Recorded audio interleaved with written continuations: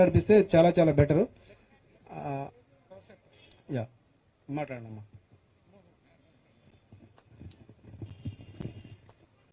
Twenty 2023 job calendar లో power sector notification release చేశారని ప్రకటించారు.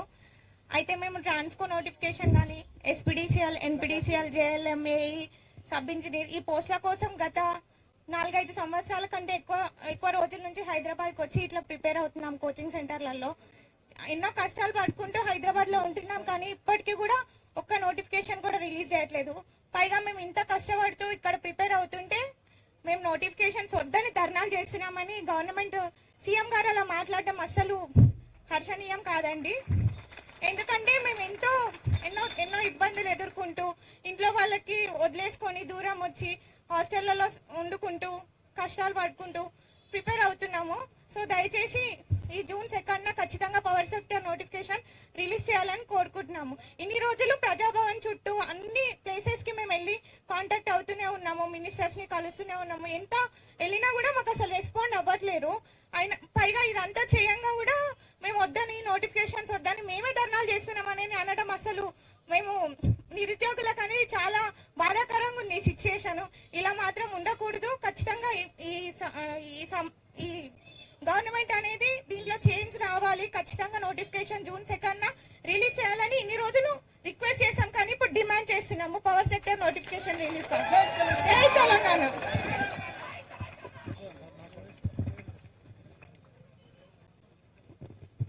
అందరికీ నమస్కారం.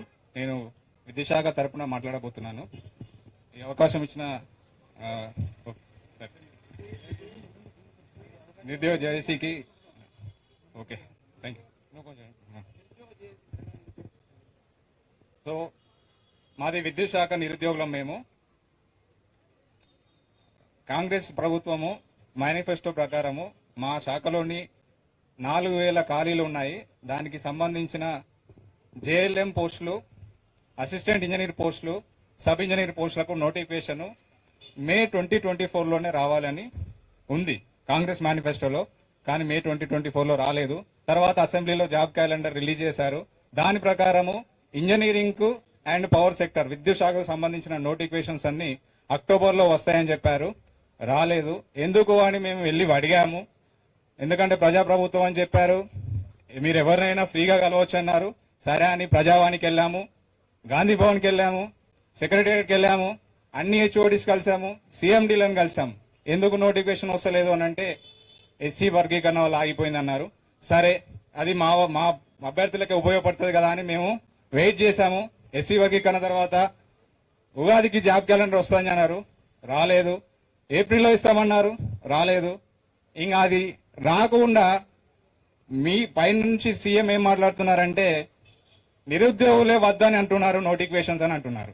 మేము ఇవ్వండ్రా బాబు అని మీ ఎండ తిరుగుతున్నాము.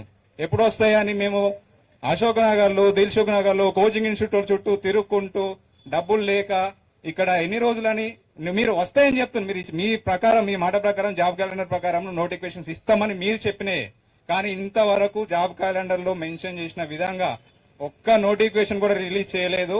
సో మేము మా విద్యుత్ శాఖ తరఫున ఇన్ని రోజులు రిక్వెస్ట్ చేశాం, ఇప్పుడు డిమాండ్ చేస్తున్నాం.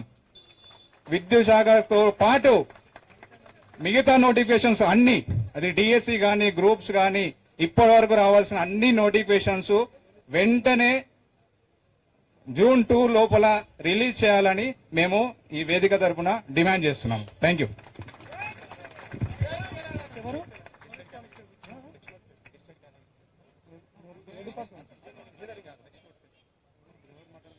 ఇంకా నెక్స్ట్ ఎవరి గురించి, నెక్స్ట్ ఎవరైనా ఉన్నారా? ఏ గెస్ట్ క్యాట్ group 1 group 2 madam? Power sector engineering